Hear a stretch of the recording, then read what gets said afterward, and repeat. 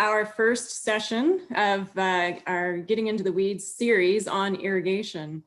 My name's Amy Sangster and I'm the soil specialist at Perennia. And today joining with me also from Perennia is Hugh Liu, who will be facilitating the question and answer session. And a big thanks also to Rachel, who is our marketing and communications officer, who has really worked her magic through the technical side of these Zoom meetings, and through COVID has really enabled us to get online to help us deliver some of this information online. So before we get started, I just want to make a couple of housekeeping notes.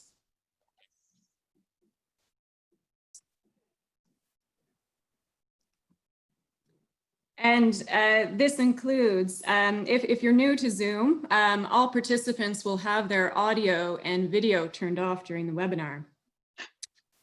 If you would like to ask a question, and we would really encourage you to ask questions, please use the question and answer feature at the bottom of your screen, or if preferred, you may also ask a question in the chat function in the webinar. The chat and the question Q&A session, as I mentioned before, will be monitored by Hugh throughout the session, and we'll address these live at the end of the session. If you're unfamiliar with Perennia, our vision is that Nova Scotia is a recognized world leader in producing innovative, environmentally responsible, safe food of impeccable quality. Our mission is supporting growth, transformation, and economic development in Nova Scotia's agriculture, seafood, and food and beverage sectors. We have a wide range of service areas, and this includes agriculture, quality and food safety, product development, lab services, and fisheries as well. This workshop is part of the Agricultural Field Services Division. In field services, we offer production advice, disease and pest identification and management. We help address emerging and critical industry issues. We develop workshops like this one and other trainings. We do research and help producers be environmentally and economically sustainable. Our food safety team also help producers and processors meet their food safety goals through the training and on-site assessments. Our product development team has been doing some really great things with businesses in Nova Scotia, assisting them in creating new products, fine-tuning processes, and improving shelf life, among many other things. There is also an Agri-Food Accelerator program, which is designed for current and aspiring agri-food and beverage businesses in Nova Scotia. It supports commercialization and access to new markets. Perennia also offers some lab services. We have a plant health lab that is working with the grape and small fruit industries to do virus testing. We also have a cannabis lab in Truro that provides analytical services. The Minister has also asked that we expand our mandate into fisheries. And so we have undertaken initiatives in this area in food safety, product development, among other things. And if you want information on any of these services, please see our website there at www.perennia.ca. Now I'm going to go a little bit off script and just take a couple of slides to introduce today's topic. And then after that, I'll have the pleasure of introducing today's speaker. So this is the first of 8 or 9 of these series that we'll be offering. And today it makes sense that we're going to start with the soil. And today's topic is water movement through soil and making every drop count. I wanted to play this video actually, and as you see, there's a map here. I'll see if I can get this to play. There we go. And if you notice on the bottom of this map, there's a month-to-month date that's running, and the text is small, so I apologize for that. But it's running from 2002 and it will run to about 2018. And so this map, actually, as you're seeing these colors and these yellow polygons being introduced onto this map, you can see the legend there. It's indicating, according to the time that's running along the bottom of your screen, what the level of drought was in Nova Scotia, from abnormally dry in these yellow blotches that are appearing on your screen, all the way to exceptional drought, which are those really deep hues and deep colors. This is a web map that was created by the Canadian Drought Monitor Network, and that's through Agriculture and Agri-Food Canada. and their National Agriclimate Information Services and Technology branch. Regions are analyzed based on precipitation, temperature, the drought model index map, and climate data. Then all of this information is interpreted by scientists, and that what they've done is digitize this on this map in which you're looking at right now. Now, what's interesting about this is that traditionally Nova Scotia has been blessed with this adequate rainfall distribution throughout the growing season. And it was interesting to me that more and more it seems growers are talking about irrigation, and certainly in our fairly recent history, we have experienced some pretty significant droughts. And if you see now, we're starting to even see as the dates are starting to increase here, we're in 2010 and moving into 2011, some of these darker colors are starting to appear on our screen. And in some cases, only part of the province is affected. And in other cases, it's our entire province. And as we're moving along, we're going to start to get a little closer to 2016. And I know a lot of you probably remember what happened in 2016, especially in Southwest Nova. In fact, the drought was so severe in Nova Scotia, we made national news. I was looking this morning and I found a CBC article, and a quote from that article said, "Drought is so rare in Nova Scotia that few people are prepared for it." So again, it's a bit of a new thing for us in Nova Scotia. And then as I continued reading through some of these articles, there was another quote from an Environment Canada climatologist, David Phillips. And he had said that we should be prepared that to expect more of these dry spells as years in years to come. So these strange weather patterns that we're experiencing now, and these really dry conditions, and there you can see on your screen that just flashed up that was 2016, are likely something that we're going to have to deal with. And I'll just let this video play out. Many of you who have likely experienced these droughts certainly can recognize the challenges they present. And that finishes us off there. This web map was available online. Unfortunately, I checked, and I think they're doing some updating with some of the data. So it's not available right now, but hopefully that will soon become available again, because I just think it really puts in perspective what we've been dealing with over at least even the last 20 years.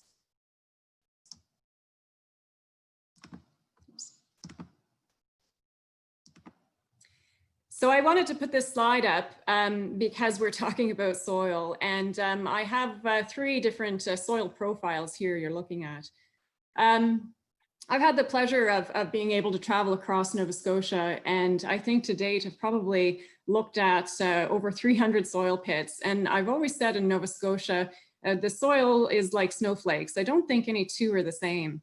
Not only do we have this incredible variability that we've inherited through these through the glaciers, really, that are making our soils often quite different than what our neighbor may have, but also we've got a lot of variability in terms of what people are growing and what their management practices are. And that certainly also affects the development of these soils. And so when you're thinking about irrigation, when you're thinking about your own site and your own farm, your solution to trying to bridge the gaps during these dry periods is going to be really unique to your own farm. And so with that, I'm going to leave you, but I have the pleasure of being able to introduce you to Odette Ménard. If, like me, you've been able to see Odette speak in person, you'll know that after she does give a presentation, you often leave the room feeling very inspired, reinvigorated, and ready to get to work. So we're very pleased that Odette has very generously lent us her time here this afternoon to do this Getting into the Weeds session on irrigation. Odette is the Soil and Water Conservation Advisor for the Regional Office of Montérégie in the Ministry of Agriculture, Fisheries and Food. She's an expert in soil conservation.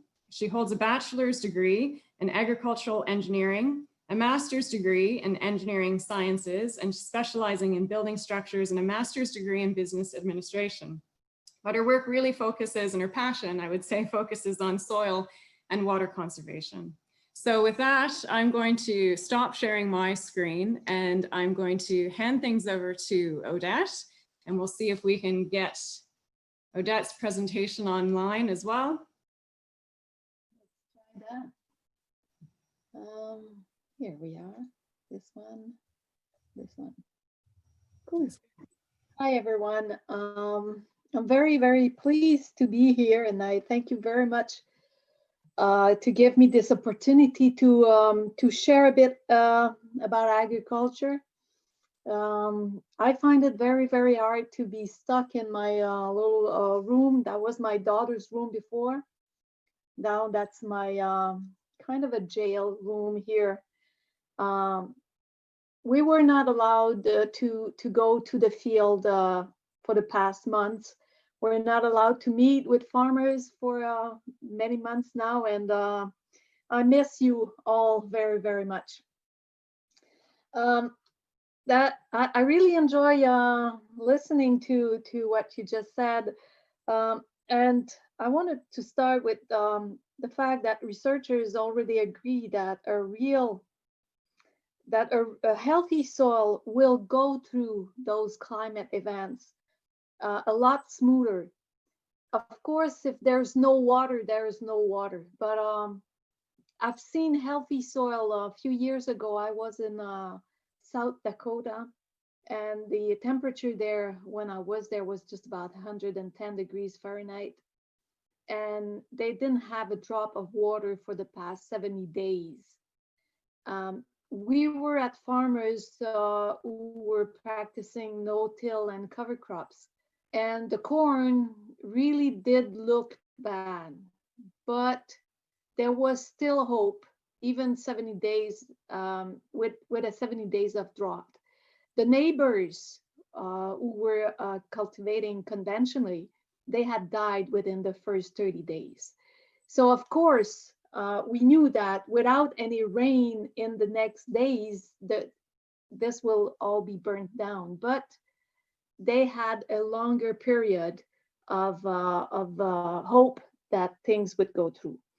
And of course, it's difficult to define what a healthy soil is. There's a lot of work being done.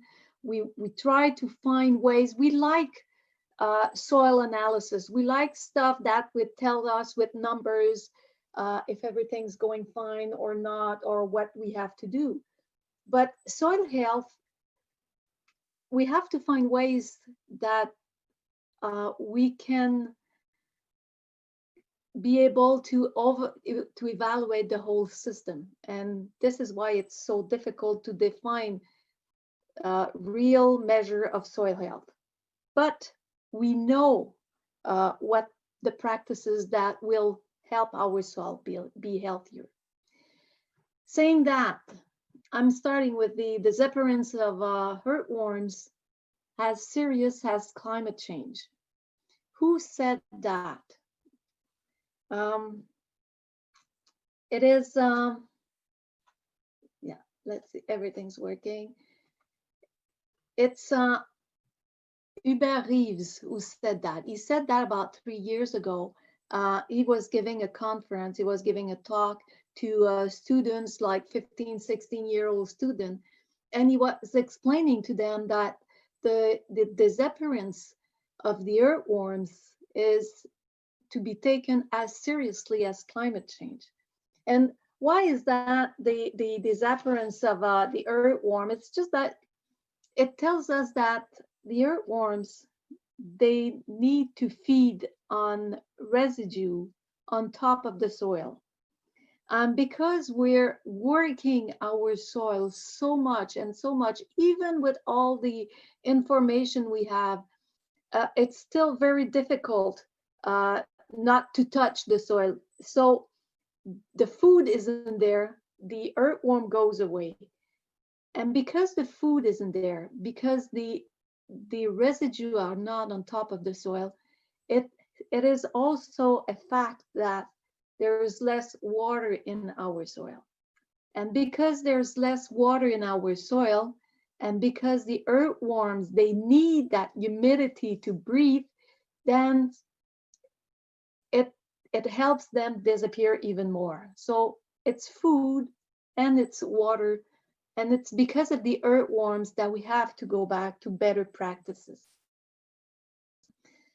And of course, I was asked to talk to you about water management, but I have to talk to you about soil health. And the only thing that we want to do today, through knowledge, through understanding better our soil, the real objective is that we have to find new avenues to do our agriculture. This is what we still see too much. The impact of a dry soil, a poor soil, a very vulnerable soil. So there's no water able to get in. It's only going out.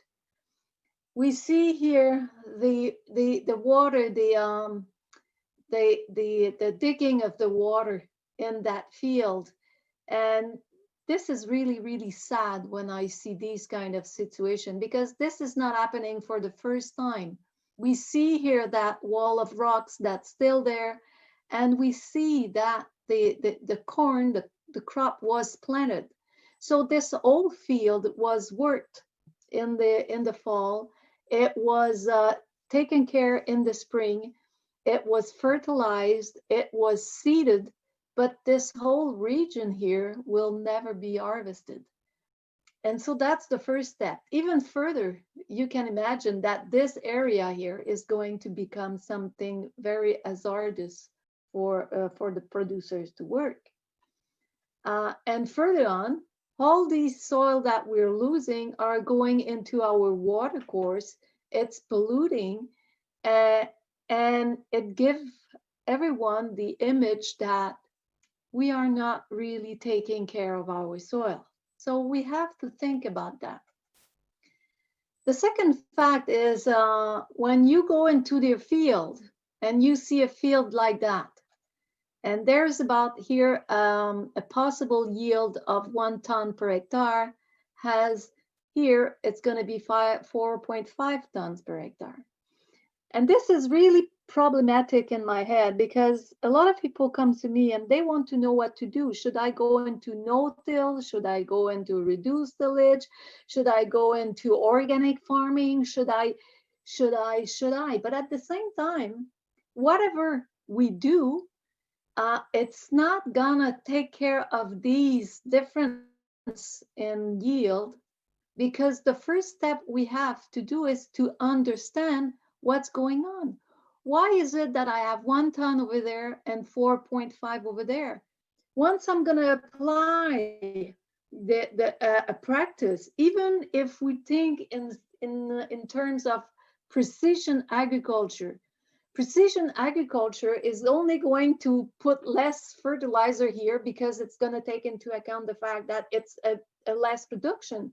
But what I want to do is I want to have that 4.5 all over that field. And so I have to understand what's going on. Is it a problem of fertility? Is it a problem of fertilization? Is it a problem of drainage? Is the water getting out?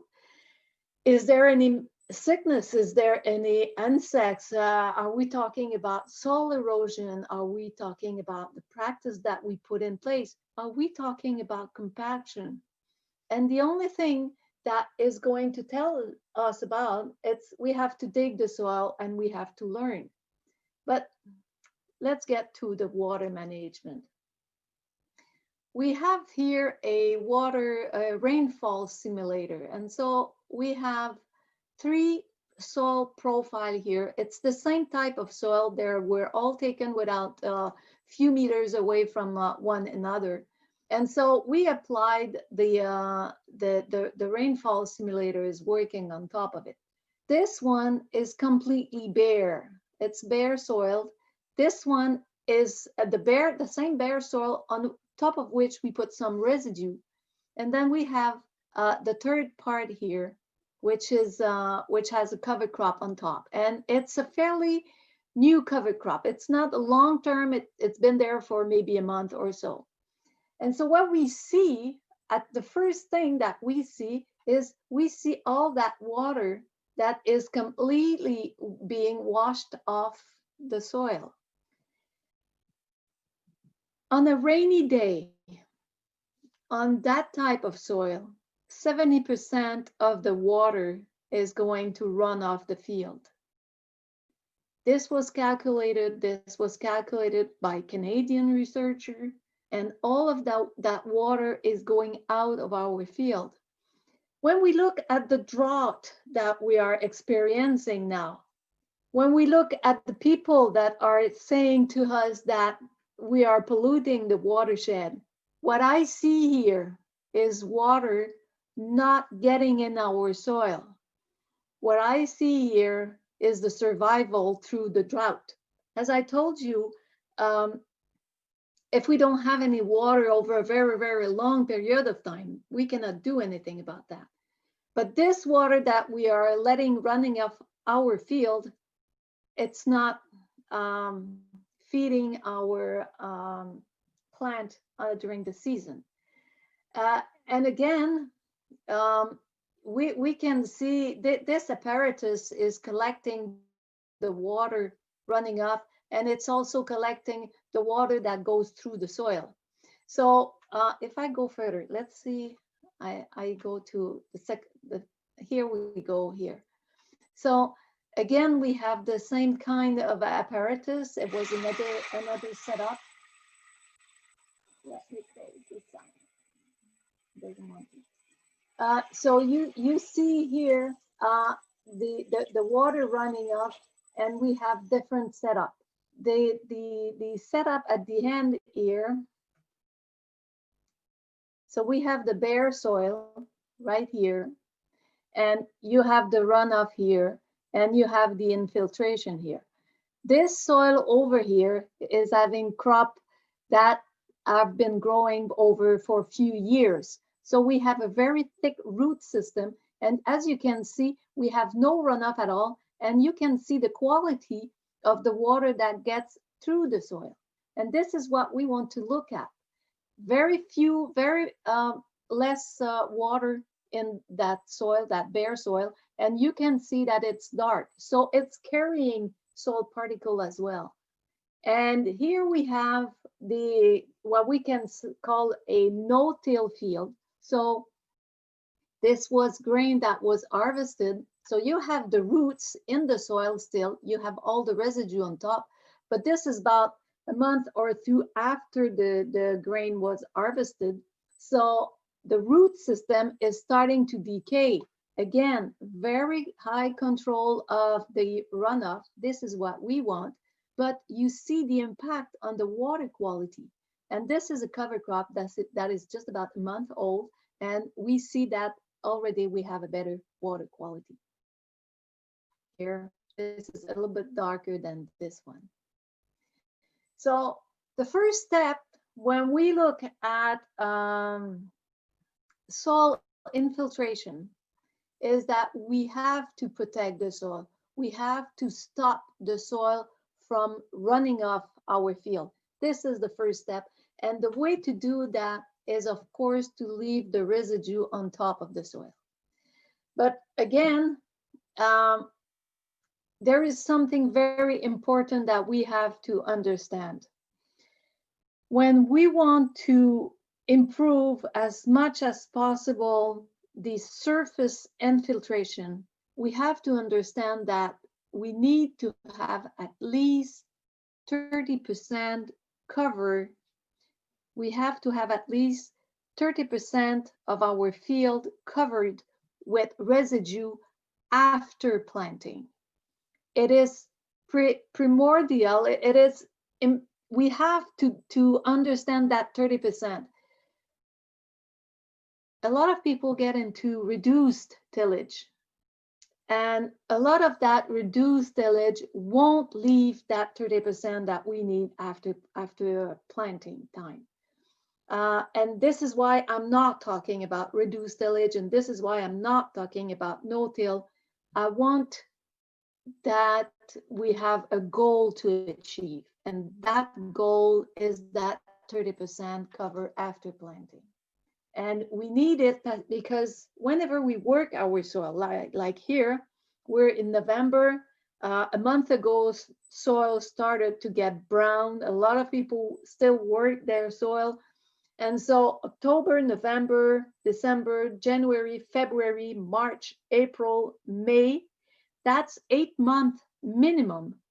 And I should count up to the next month, because as I plant something in the soil, it will take a month before it covers the soil and protect it from the runoff phenomena. So it's 8 months that the soil is completely bare, completely vulnerable to any impact of water, snow, and so on. The cover will also prevent the soil from freezing very deep in the soil. So again, we're going to have a better control on our water. And of course, what the residue does is it protects the soil against the impact of the water. I need this residue to protect the soil, to break the impact of the water so that the water flows, and then I'm going to put in that surface infiltration that I want to be done.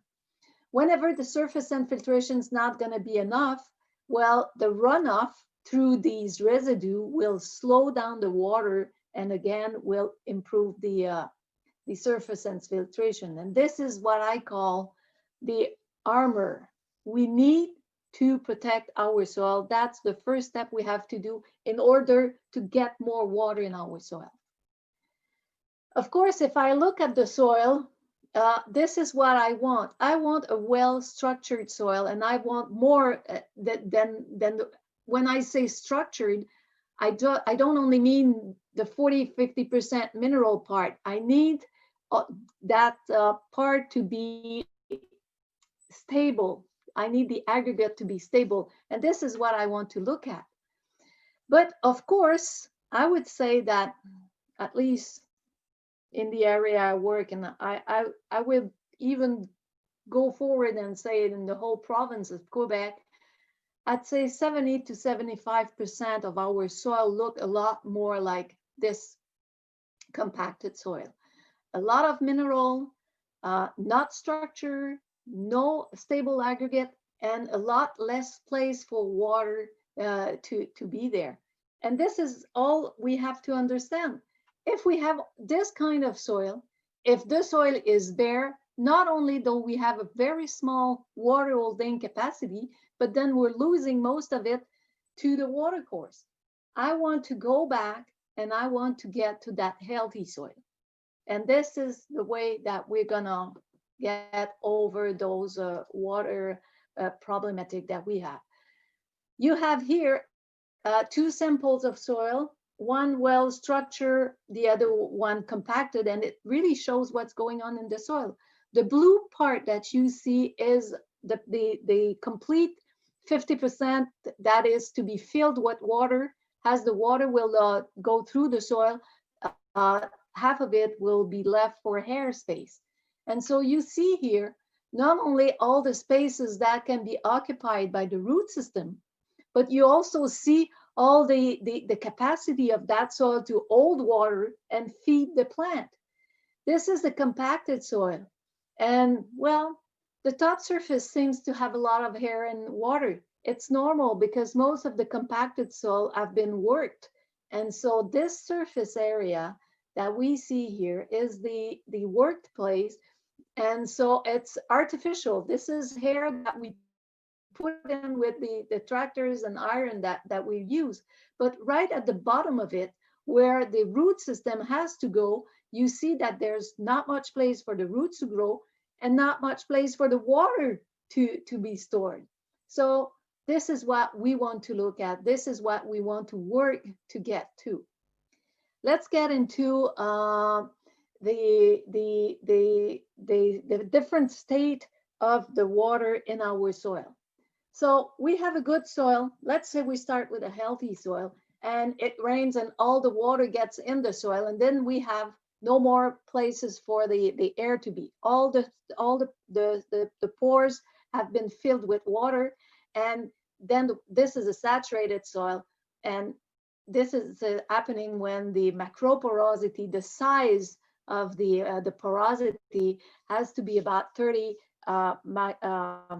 micrometer in size. And so they're gonna all be filled, And these pores are going to go through. As these pores are getting out, as the water is getting out, it's not really getting out. It's going down the soil and it's filling our water table. It's feeding the soil with all the water that's needed over the season. Then we'll have 50% place, the 50% space left with air and water. Then we're going to go back to the soil is going, the water is going to be held to the soil. And all the microporosity that are about 9 micrometer in size, this is where the water is going to be held.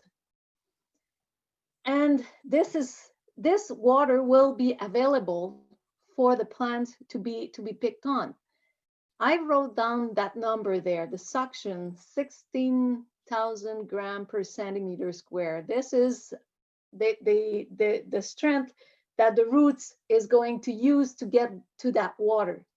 And as we get to the very, very small microporosity, 0.2 micrometer, then this is where we get to the wilting point. This is where the suction is greater than 16,000, and therefore the plants are not able to pull it out. If you look at it as this is the soil, this is a soil particle, and this is the water going in the soil. So this is the 30 micrometer section here, where the water is too far from the soil particle. The force from the soil to hold the water is weaker than the weight of the water, and all the water in this area will just get through. This is gravity water, and this is where we want it to go. And this is the water holding capacity. So the force here to be retained is a bit larger than the gravity force, but then the root system here are able to suction that water to feed themselves. And as we get closer and closer to the soil particle, well, then the force exerted by the soil on the water is getting a lot stronger than the capacity of the root system to be able to pull it out. So to be able to have the most of this part here, to be able to have the greater holding capacity, as you can understand here, is that we need to have the greater surface area from the soil to have the better place here. And the greater we have, the greater the holding capacity. We have to work with that. How do we get there?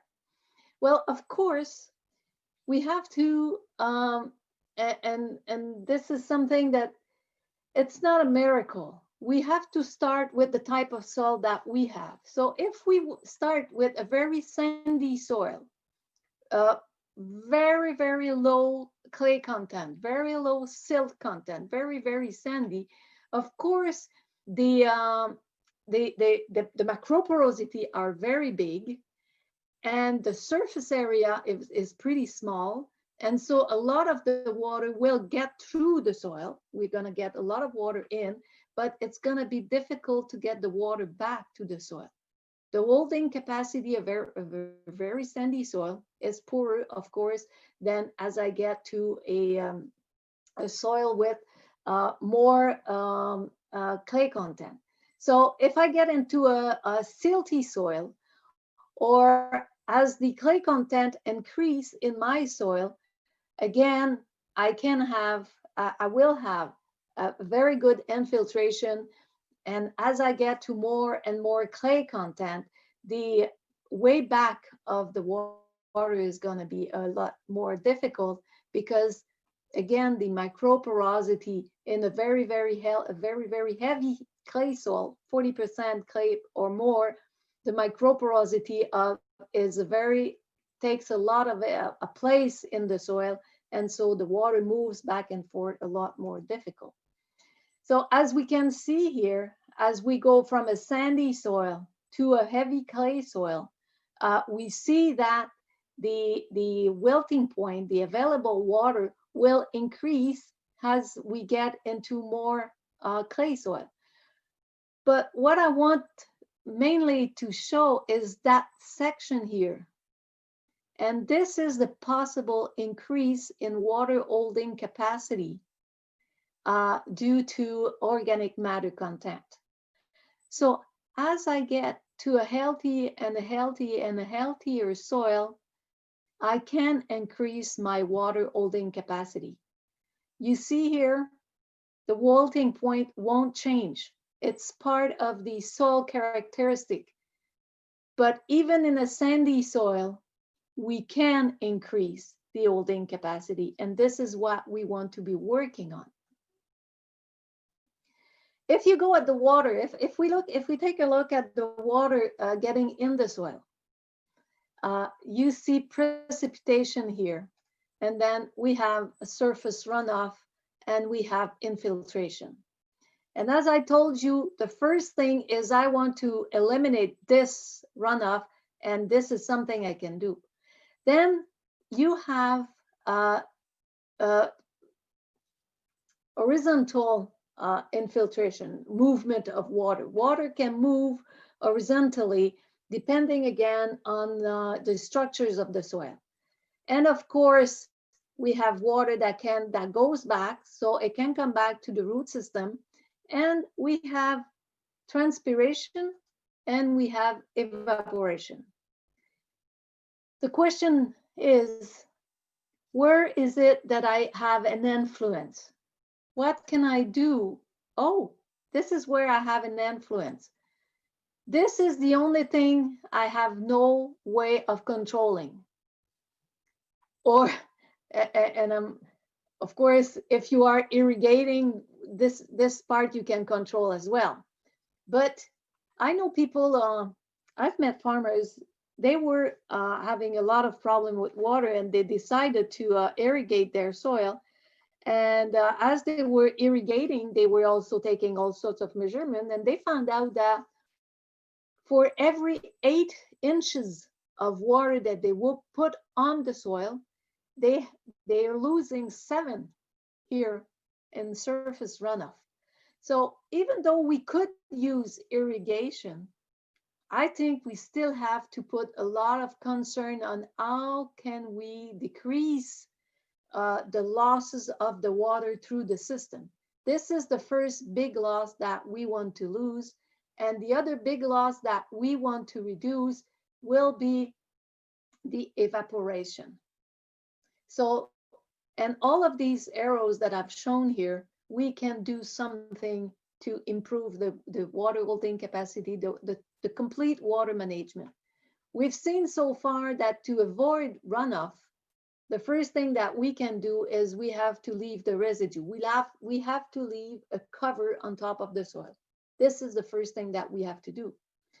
Of course, as we leave cover on top of the soil, this is a problem that we do encounter, is that the soil is going to be cooler in the spring.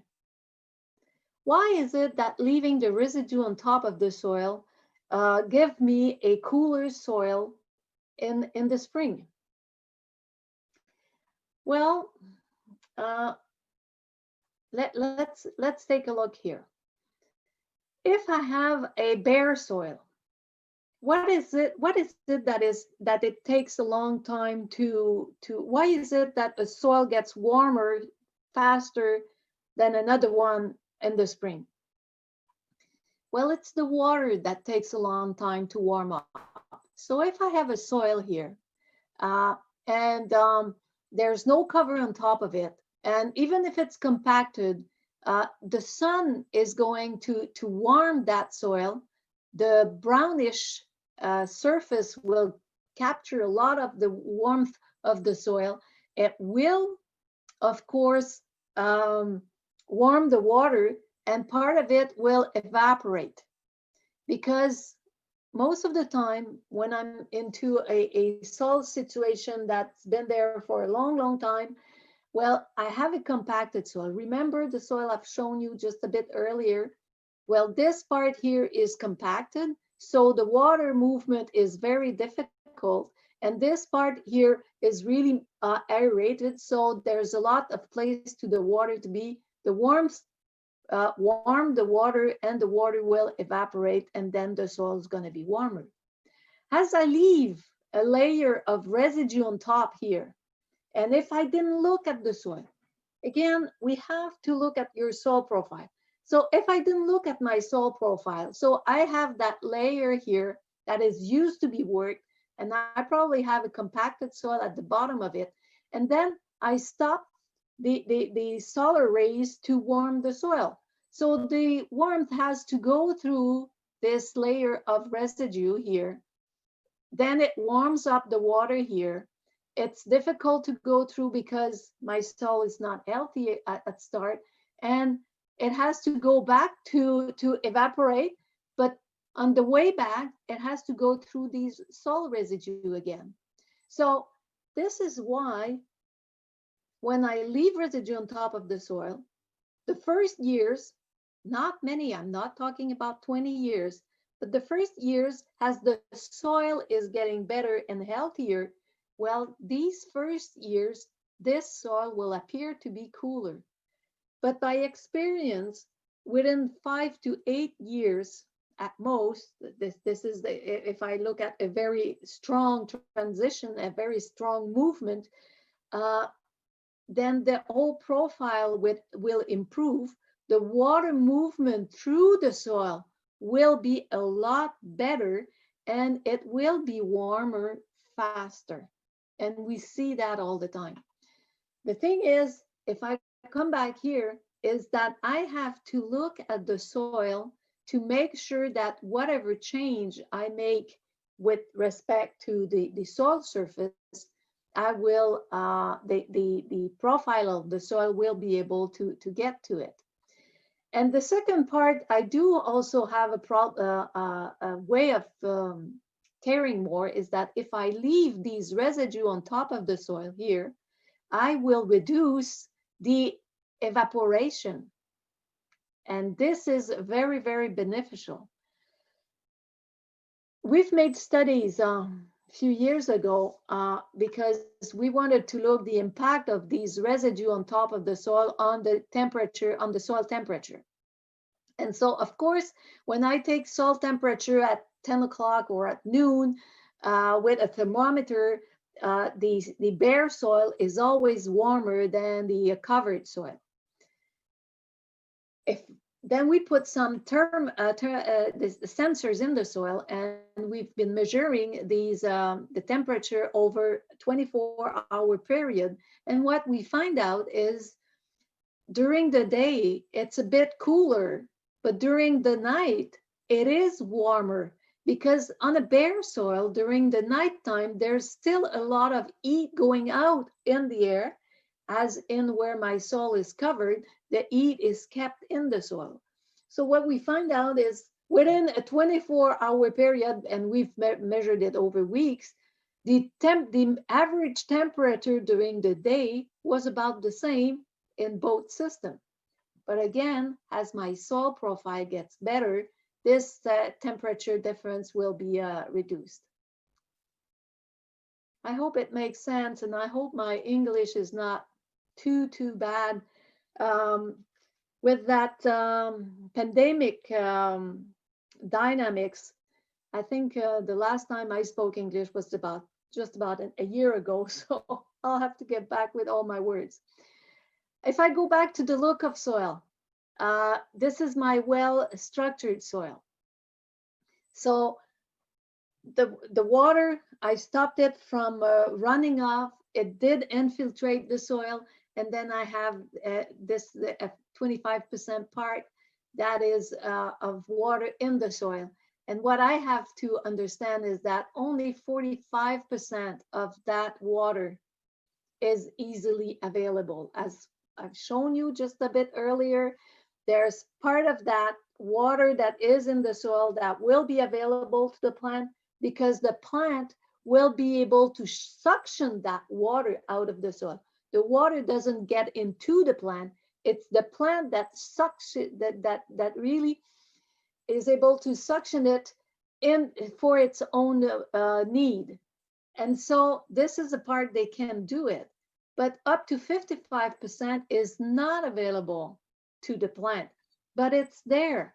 And we've seen that the fungus can extract part of that water. So we could go a little bit further on to be able to feed the plant. But we need those fungus in the soil. And what do all of these organisms do in the soil? I'm sure you've seen that again, and I like to show it anyhow to see the impact of well stable structure. So we see that, of course, this piece of soil here is losing all of its soil, and it's only because the water is going through. I didn't apply a force to the water. I didn't throw the soil in the water. It just went through as the other one just stays stable. And we have the same feeling here if we look at it as we simulate a waterfall. So again, the two soils, and this is the one that is very healthy. So you see the water get in the soil, and as it gets in, the soil stick together. The soil doesn't break itself, so the water can go through. As of this one here, the water breaks all the particle of soil. So if the soil is breaking apart, so these particles of soil are just going down the soil, and they're filling up the macropore and the macro and macro, the two macros pores. And so as they're filling it up, it stops the water from going in the soil. So we've been talking about soil infiltration. We've been talking about improving the surface infiltration by protecting the soil. Now we have to go further to see how can we improve the profile infiltration. And as I looked at my soil again, there's a part here we have like 1 to 5. We have to aim to that 5% organic matter. And that 5% of organic matter is made of the organic matter, and it's made out of roots. And only 5% of that 5% is made of living organism. And these living organisms, these little guys, they're the one responsible for the stability of aggregates. There, at the beginning of the century, and this is where it's so wonderful to see how everything is linked together, and we have to be part of that link. We have to, when I say we have to wait to look at new avenues, is all that precision agriculture, all those technology, they help us do something. But we have to go back a little and say, what is my real link with that? At the beginning of the century, searchers looked at the amount of carbon that a plant can fix from the atmosphere.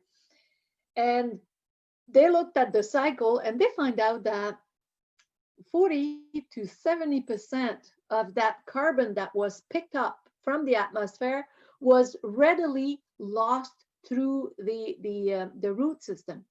And at the beginning, they couldn't understand this. They was just thinking that, oh my God, the plants are weakening, they're really weak. They're linking all the time. They're picking stuff and they're just throwing it in the soil.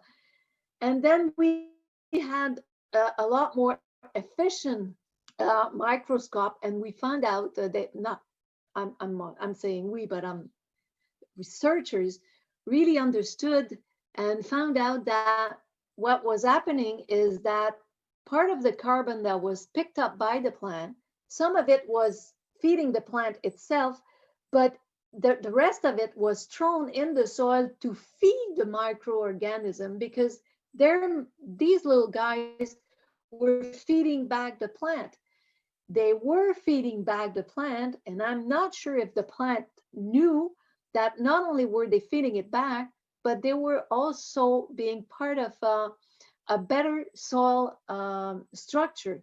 So remember here, we have that bare soil again. We're losing all of that soil, we're losing all of that water, but the quality of the water infiltrating is pretty poor. We took a step forward and we said we're going to leave residue on top. So now we stop the runoff, the surface runoff, and we did improve a lot the infiltration. Again, here we don't have any living roots, so all the infiltration is really going through the soil. If I look at my soil here, where I have a very strong living root system that's been there for a few years, in that case, we see the difference in the quality of the water infiltrating the soil. And this is because, again, with what we've just shown you, is that in that case here, the stability of the soil is poorer. And so as the water goes through the soil, it brings soil particle with it. And so this is why this looks this way. And in that case here, the root system feeding the microbes in the soil, these microbes producing glomalin, and then was able to have these soil particles holding to one another. So the water goes through the soil, but the soil is sticking together and the water is not able to take it with it. And so we have that water that has a very better quality. So this is the second part of it. I have to look at these microorganisms as being part of the solution. We've talked about the earthworms at the beginning. They need the food on top of the soil. So as I'm leaving the residue on top, not only do I protect the soil, I increase my water infiltration, but I'm feeding these little guys here. And because my water infiltration is better, I'm also providing these little guys with a very suitable environment for them to live in. And the whole food, this food chain that we're looking at is completely necessary. I cannot have only the earthworm. I need to have all of these little guys, and they all live on these residue, and back to the bacteria, up to the bacteria and the fungus here, where they have that very close relationship with the plant itself, feeding it, being fed by it, and feeding it in return, and also having a better structure. And this is why I call them the army. So when I look at water management, and I repeat myself all the time, when I look at water management, when I want to increase that water holding capacity in our soil, I need to have the armor and I need to have the army. And the armor I can leave on top. The army I have to feed, and I can only feed them through living root system. I hope it makes sense. Again, I find it quite difficult to talk to my computer alone here, but we'll get through it. So I'm bringing you back these sample again, and I want to show you here. Oh, sorry, too fast. I want to show you these soil here. This is exactly the same type of soil. This is a soil we have in Quebec. It's called the Kamouraska soil type, soil series. It's exactly the same. This one here has an infiltration of 0.05 meter per day. 0.05 meter per day. So when we take these measurements, we sit there for hours before the water can get in the soil. This is the same type of soil. The infiltration here is more than 1 meter per day. So which one of these two fields will resist more to a drought situation? And it's the only difference between these two fields is the way they were being worked. So we have a better rotation here. we have a better, more suitable soil management. As at the other one, we're being plowing all over and we have a very short rotation, and there's a lot of factor here. You know, I have farmers that they want to have the longest growing season, so they plant corn with the highest possible season. So they're always working in poor soil situation at the spring, and they're working with poor soil situation in the fall. So they're breaking the soil all the time, 0.05 meter per day, 1 meter per day. So we can do it. We can go from there to there.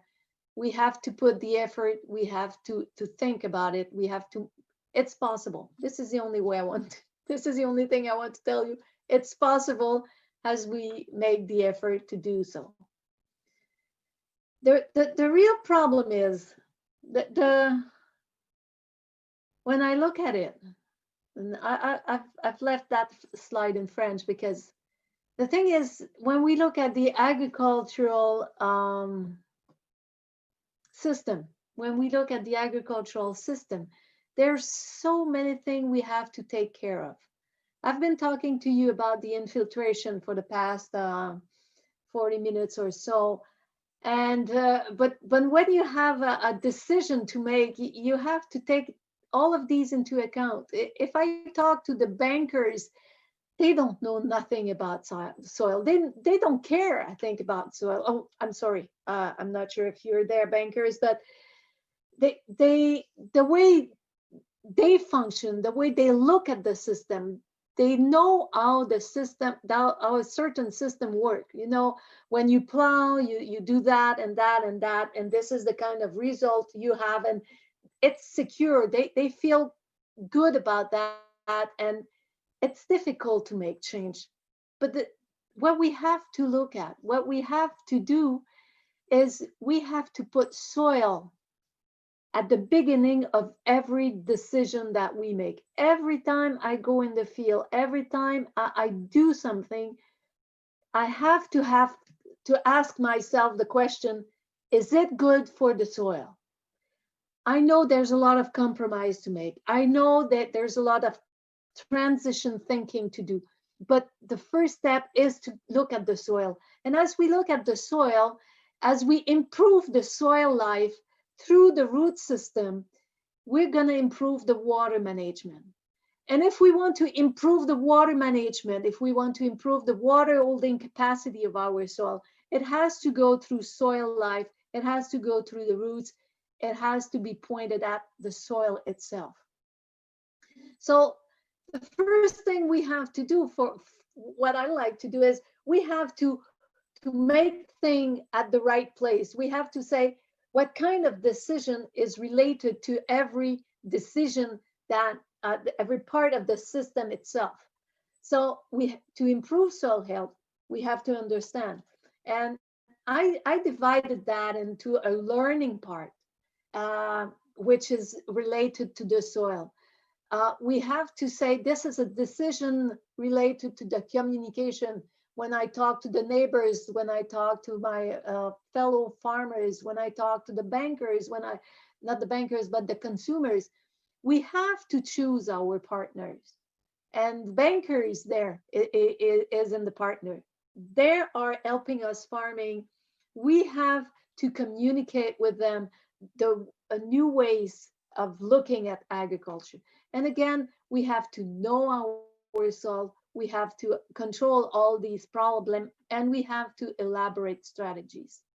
And this is the part I'm gonna finish up talking to you about, is now that we know what does impact our holding capacity, how do we elaborate strategies? And in the strategies, again, we have all of these, the trials, the fertilization, the rotation, machinery, cover crops, harvest. This is all part of the transition process as well. In Quebec, and I'm pretty proud of that. I'm really pretty proud of that. A few weeks ago, our minister, he just put out a plan for sustainable agriculture, or regenerative agriculture. You can call it the way you want, but it's really in a way of looking at agriculture and soil health. And he really put in three ways of looking at. He says we have three axes to work on, and it really can be summarized as being cover and feed the soil. We have to work on rotations, and we have to have a look at compaction as well. We have to get into less weight per wheel. If we look at cover and feed the soil, by plowing all the time, we don't leave food on top. We don't cover our soil. We don't protect it. As we get into reduced tillage, the problem is, again, we're looking at machinery, and this is not what I want to do.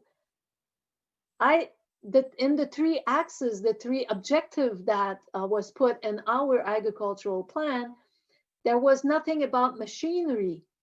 There was something about cover and feed. And if I want to reduce the machinery, thinking that it will give me a better cover, I have to make sure of that 30% goal after planting. So this machinery here, even though it's called a reduced tillage, it's not leaving enough material to protect the soil. We should not look at our goal through the technology. We should look at how the technology will help us get to our goal. And of course, we have, at the other hand, the other spectrum, the no-till. And to make sure that the no-till is going to be working, we have to look at the whole system. No-till is not about a specialized planter. It is about harvest timing, harvest impact, distribution of the residue, height of the residue, and of course, at the beginning, I should have said, look at the soil profile. Is my soil profile ready to get into no-till? Do I have 75% of minerals and only 25% space for air and water? This is not a good field for it to get into no-till. Cover and field, and of course, I have to look at new ways of doing my agriculture.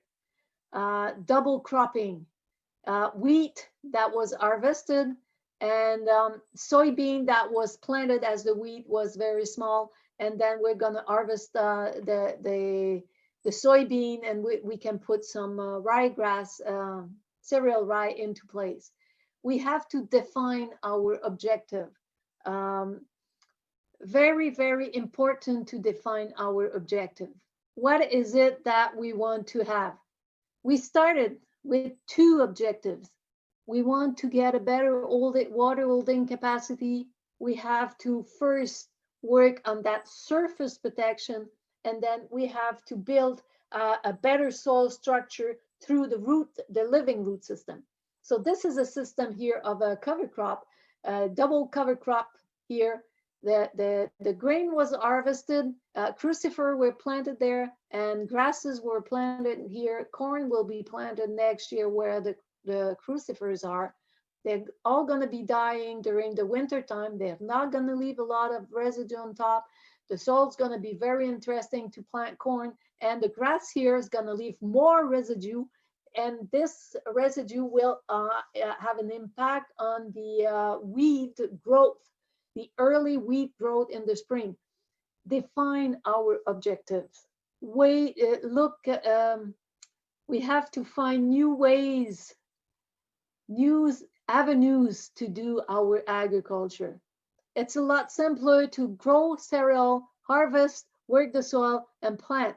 Now we're thinking, I'm going to plant something here in order to have a good seeding bed for my corn next year. I'm going to plant something else here so that I'm going to, my objective here is to control early weed in the spring.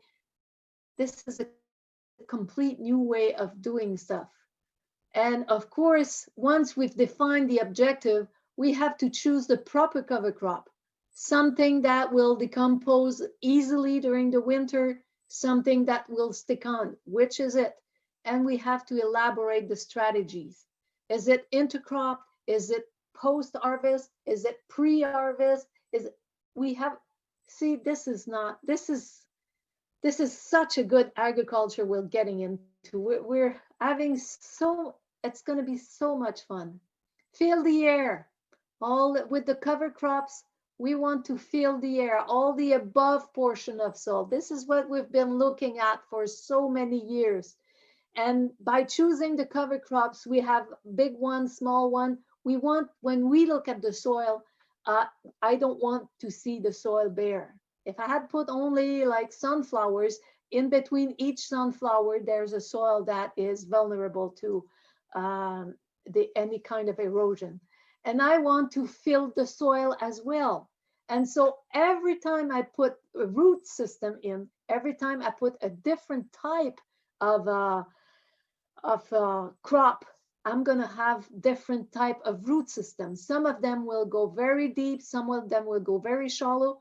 And the most beautiful part of it is that every root will call for a different set of bacteria and fungus. And so as much different root system I have, my community of bacteria will enlarge, and we have a lot more people working, and we have a lot more different people working.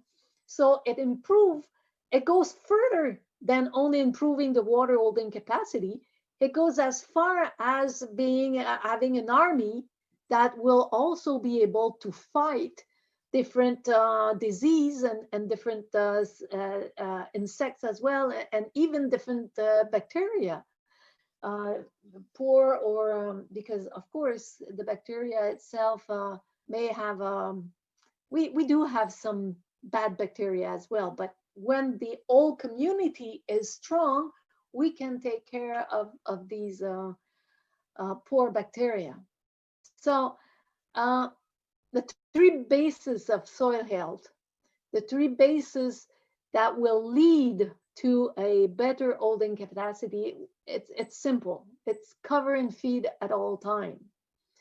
The second basis, it's still cover and feed at all time. And the third one also, and if I look at it a little further, well, the first cover and feed is we need to have that 30% on top, and we need to have the profile completely occupied with living roots,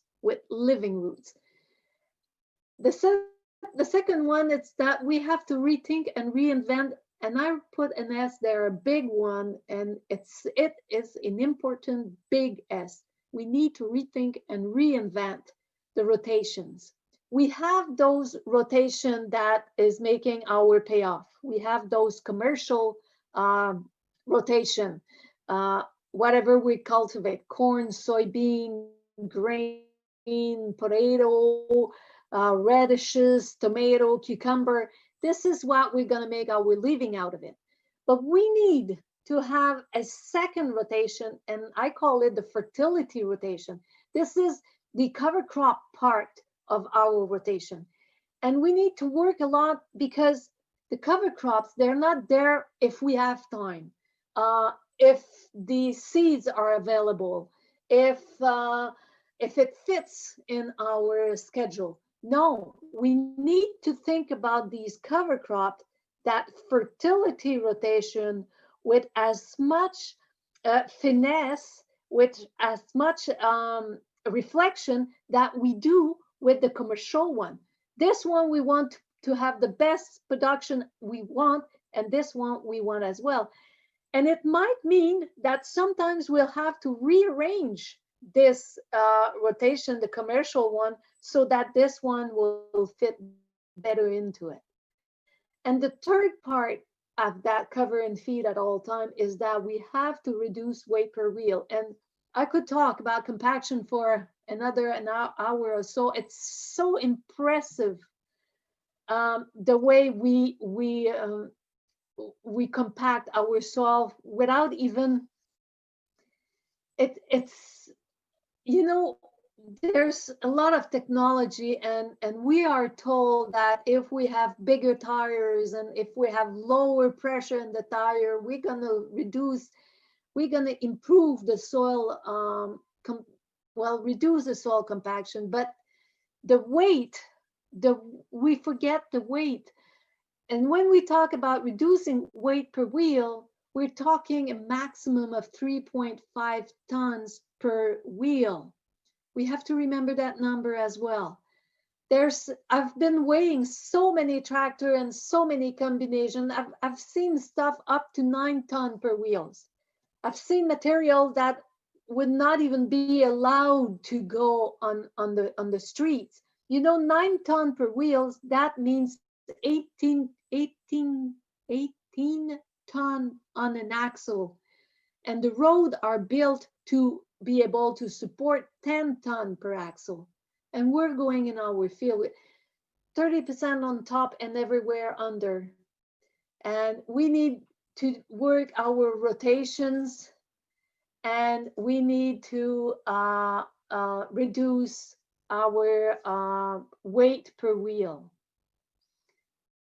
We have to, it's so interesting to find those new avenues, and to do that, we need to understand what we do. And I hope I gave you some new info about water management, and we need to commit into action. We do that, and we go through it. If we do small pace, small step at a time, well, then we change the way we do things. But if we want the pace to be greater, it to be more efficient, we have to change the way we look at things. We have to get into our soil. We have to dig pits, and we have to look at our soil and not only at what is going above it. If you permit me, I will try to, I want to end on that thing again, to look at things from a different angle. If you know me, I've already presented to you my son. This is my son here.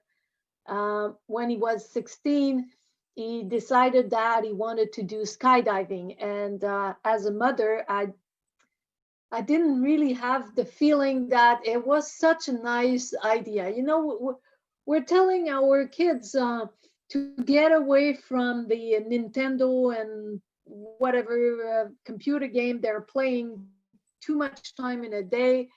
And when your kid comes and says, well, okay, I'm going to go out and I want to do skydiving, then you're not sure that the Nintendo was that bad. But anyhow, he started to do some skydiving, and he's up to more than 1,000 jump now.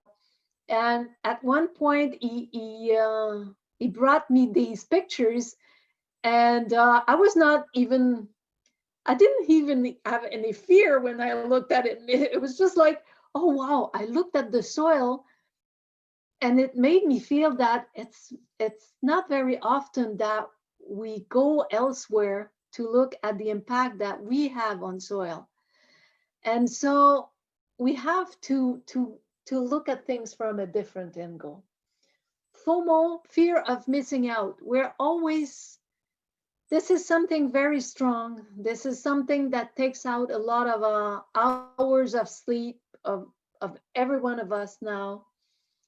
And socially, we're building that fear of missing out. Every time that they present us a new kind of car, a new kind of technology, we have that feeling that we have to get that technology. In agriculture, it's the same. There's always a new machinery that is giving us the hope of very nice success. And we cannot stop ourselves from taking it, because maybe we're going to miss out something. And the only way to get out of that phenomena is we have to learn, we have to know, we have to understand, and we have to trust ourselves. Make the choice. Make your soil come first. And trust yourself. our soil is able to give us a lot more than it's giving us today. And we only have to look at it a different way. We have to get into action, and we have to trust ourselves. Things can get a lot better. I have now 30 years of experience in that. I know it will get better. Well, I'm not sure. I hope you're still there. That will conclude my little talk of the day. Back to you. Well, that's great. Thank you so much, Odette. That's a great presentation. And we have a couple questions here for you. I will just read out one by one.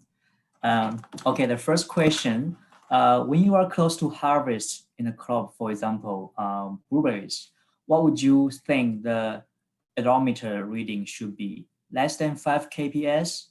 That's the first question for you. The reading in the odometer. Yeah, can you repeat that? When you get into harvest?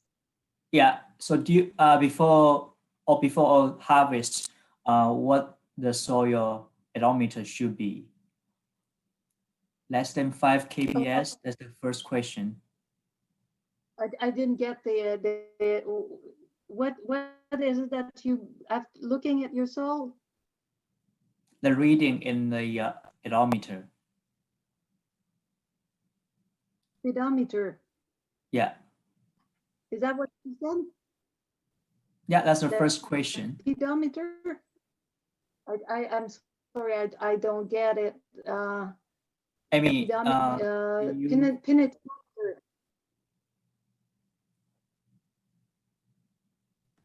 Yeah, I think the question may be speaking to what's the ideal soil moisture, I guess, in soil. I know there are various techniques to measure soil moisture in soil, in field.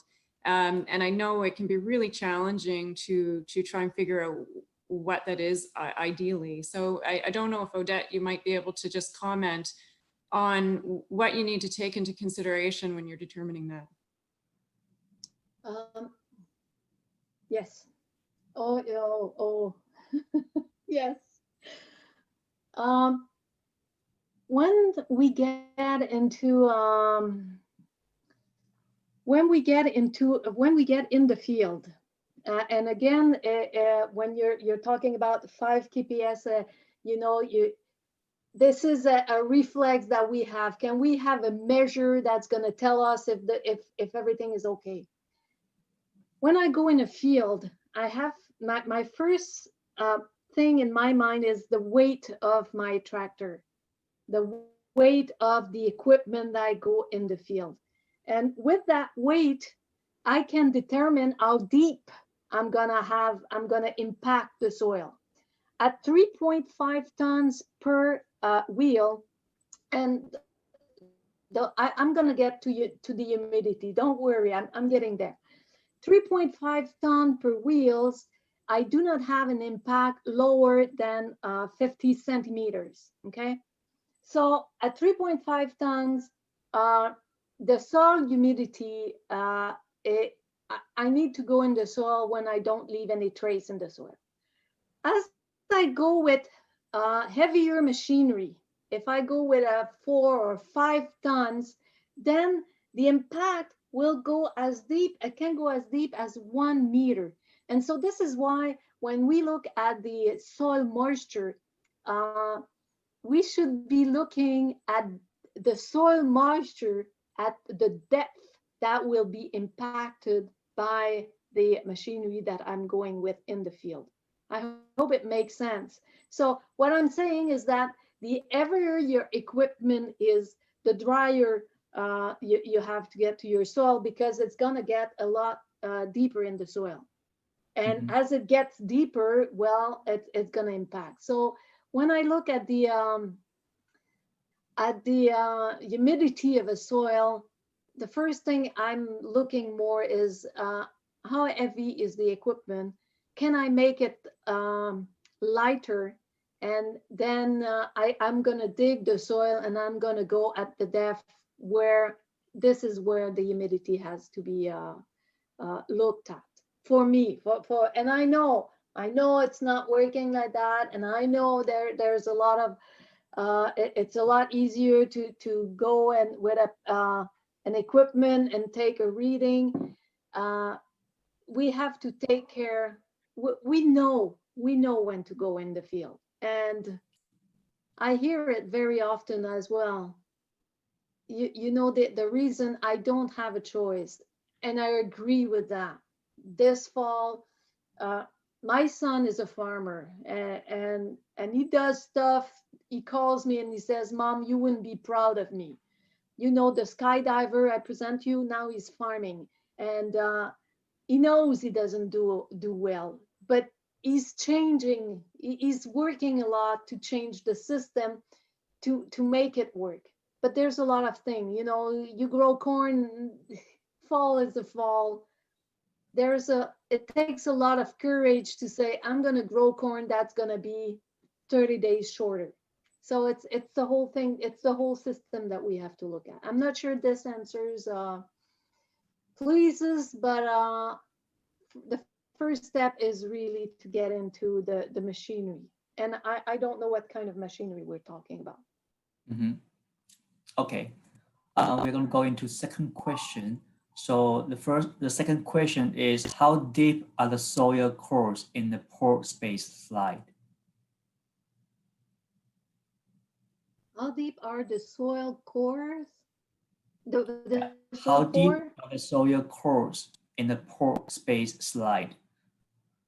I'm not very familiar with soil technology, so Amy might be able to help me to.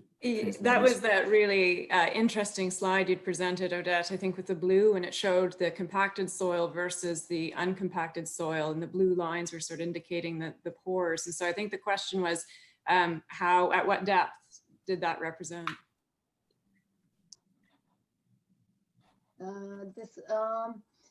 This was, if my souvenir was good, it was a 50 centimeter deep cores. And this was an experiment that was done. Let's see if I can put it back.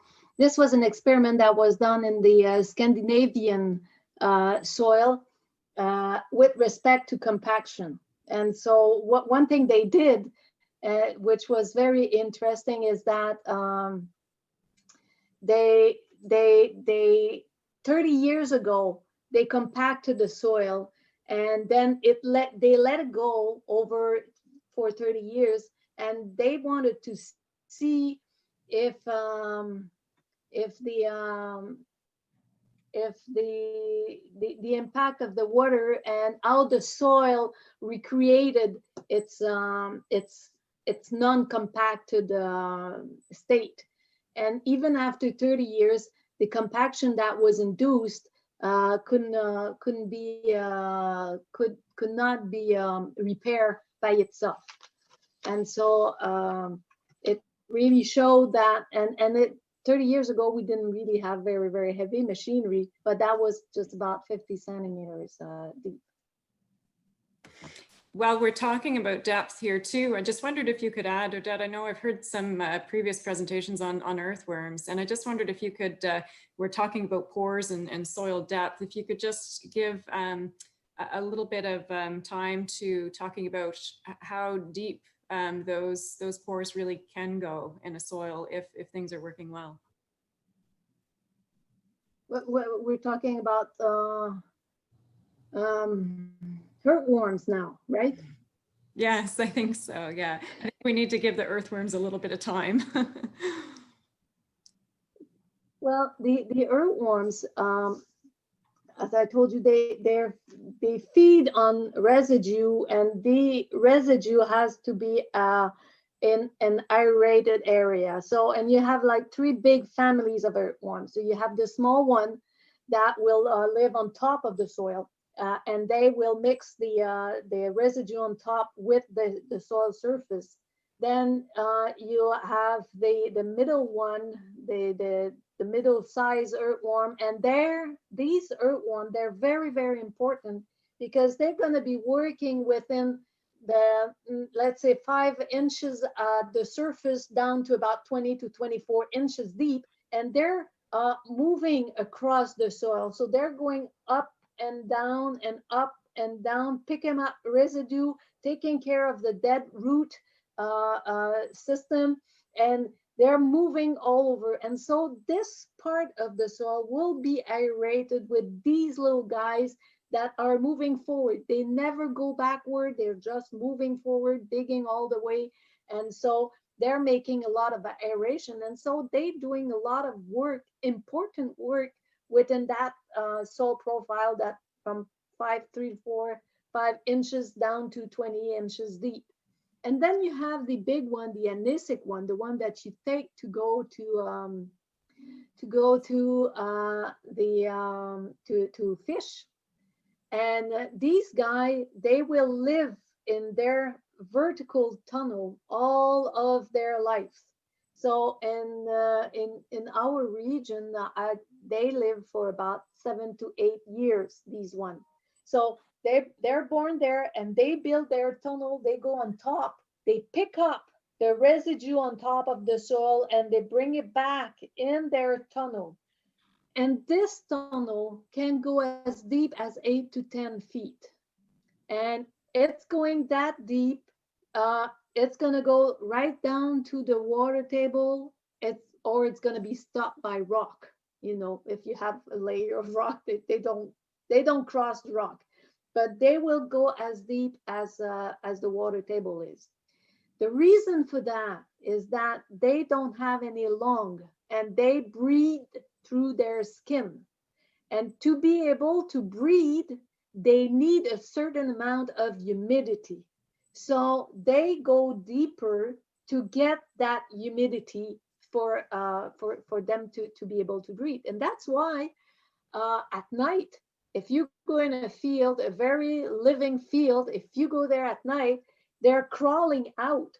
They're crawling out. They never go very further than about 10 to 12 feet of their holes because they won't be able to find it back. And the only reason they would really go out elsewhere is because they want to mate and they need to find another earthworm to be able to mate. But they will go out only at night because it's only at night with the dew that the humidity level is proper for them to go out. This is why you see them as well on a rainy day. And you're not going to see the middle one because they never go out. They stick to that 3 to 4 inches down to 20 inches layer. They stay there. They never go out. But the big one, if it's raining, they're going to go out because the humidity level is okay. They don't see that it's sunny and it's only a cloud that's going by. So they do a lot of work in the soil. They will dig a lot of tunnels. They're very important. I don't remember if I said it today, but usually I do. For every earthworm that we see, there is 4 times its weight in bacteria and fungus. And I'm not talking about the whole food chain. I'm talking about the earthworm. For every earthworm you see, there's 4 times its weight in bacteria and fungus. So it's a community that is very important to enhance. They're doing a great work.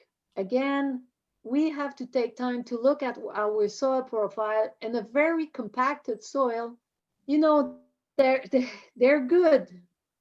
If you feed them, they're going to be there. They're going to come back. But if you have a very compacted soil, you might not have very high population, and they're not spontaneous population. The big anisic one will not reproduce within a year. The big anisic one, if one is born on June 1st, it will probably reproduce only about 2 years later. So if they're not there, they're going to come back, but it's going to take time. And again, if your soil is very compacted, as in this soil here that is shown here, There's not many earthworms there. So I'll have to put on a transition, leaving residue, rebuilding the soil, leaving more residue, building again, really, and the root system's gonna do a work, but it's gonna take, it might take maybe 5 to 10 years to rebuild this soil to get it there.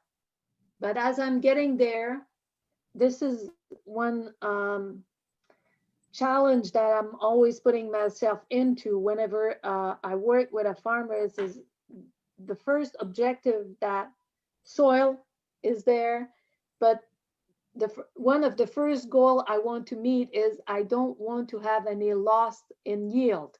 We have to make step to go forward, to go from there to there. And as we're doing so, I'm not losing yield. And within times, I'm gonna gain yields in volume.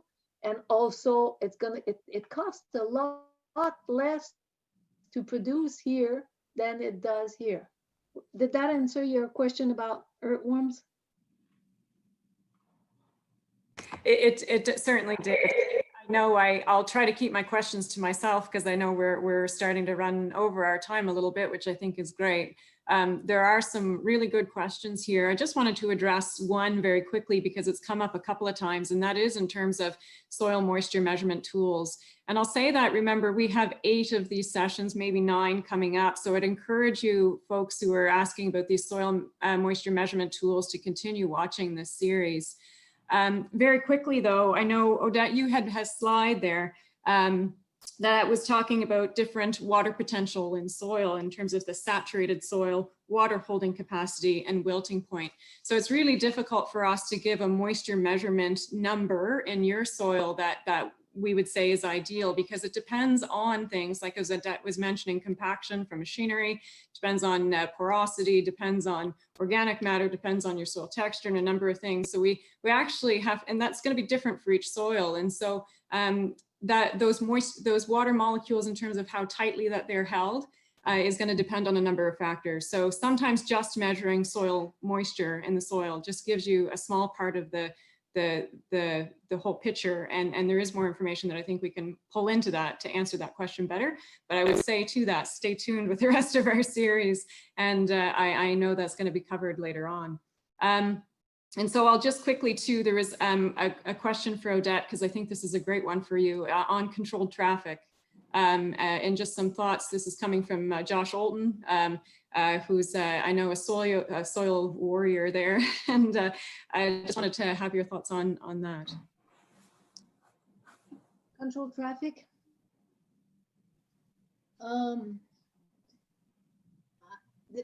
You know, we're over time we learn, and we do stuff, and then we learn, and then we reorient and so on. I'd say 15 years ago, I was thinking that controlled traffic might be something good to work with. Then I got into learning a lot about compaction, and I think the best way to avoid compaction is to get those our machinery down to 3.5 tons per wheel, not per axle, per wheel. And the thing is that if you get into controlled traffic, then it kind of gives you the permission, the right to do, well, I'm controlling the traffic, so I'm compacting only part of my field. And that could be okay for a while, because we have to organize everything with a certain width and to organize. But in 5 years, we don't know what's going to happen. And the width of the machinery is going to be changing. And then the control traffic that we've put on today will not be working in 5 years. But the soil that we've compacted today, it will be a lot more difficult to break that compaction in 5 years, as I've shown you over 30 years, this compaction just kept on being there. So I do not talk about control traffic anymore. I'd rather talk about strategies to get the weight down to 3.5 tons per wheel. This is really the way we should look at things. It's the controlled traffic. It's just like a bandage. It's gonna last for the time it's gonna last, but then all the compaction that will be induced will just stick there forever. So I'd rather look at a system that will permit to work it out, and they exist. They exist. I've seen it for quite a while now.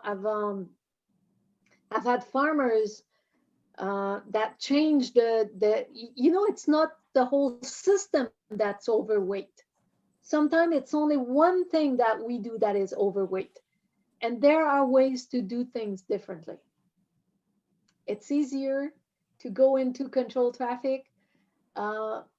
Technologically, it's challenging. It's fun. But the real challenge is to get to that 3.5 tons per wheel. Does that make any sense? Yeah, I think that makes a lot of sense. And the other thing too, I think in this area is that some of our implements that we're towing behind us aren't as wide as some of the implements where they're really employing some of this controlled traffic. So we're still having quite a few passes over our field. And passes over our field with fairly large horsepower tractors and small implements towing behind. So I think that certainly weighs in terms of how successful controlled traffic could be in this area. Well, really, we have to think about it more in terms of weight per, and at 3.5 tons per wheel, we don't go deeper than 50 centimeters. And this is what we want to look at. We really want to avoid going deeper than 50 centimeters. At most, we can repair these 50 centimeters, but deeper than that, there's no way we can repair that.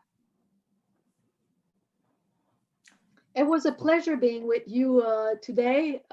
Even it was true, I don't see any of you. I really hope I did help a little. And I really wish to be able to go and dig holes in the near future. Okay, thank you so much, Odette. And we still have a couple questions in here, but I don't think we have time to address them all today. After this section, I will send a follow-up email to everybody. And if you want to let me know that you still want those questions answered, then let me know, and I can send those questions to Amy and Odette, and hopefully we can get back to you by email. I know that there are many great questions here, and I'm sorry I can't ask them all today, but I have them recorded in my Word document. I will make sure you get the answers. I think, Hugh and Odette, I think this kind of concludes our session. I'm pleased that the conversation has exceeded our time allowed. I think that's a great sign.